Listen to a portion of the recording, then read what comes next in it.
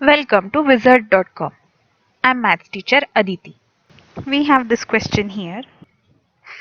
Peterson covers a certain distance in a certain time. If one-fifth of the distance is covered in four-fifths of the time with speed v1 and the rest of the distance, that is four-fifths of the distance, is in one-fifth of the time with speed v2, then find ratio v1 is to v2. Now let us assume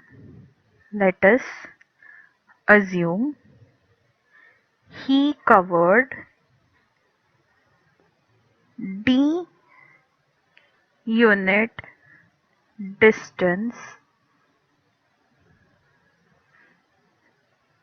in t unit time. Now one-fifth of this distance he covered with speed v1. With speed v1 he covered one-fifth of the distance in four-fifths of the time. So one-fifth of total distance means one-fifth 1 by 5 into d distance covered in 4 by 5 into t amount of time. So for this particular journey, one-fifth of the journey, he has speed is equal to distance covered divided by time taken, which is equal to d by 5 divided by 4t by 5.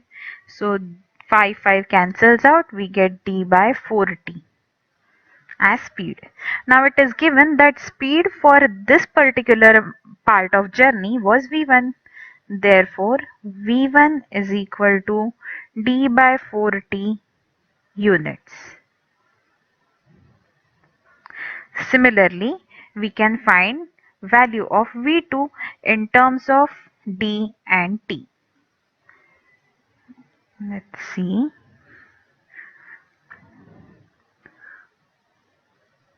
With speed v2 he covered, let's see how much of distance. With speed v2 he covered rest of the four-fifth of distance in one-fifth of the time. So let's see, he covered four-fifth of distance in one-fifth of time. So that means 4 by 5 into d, that is total d, units covered in 1 by 5 into t, that is total time into 1 by 5,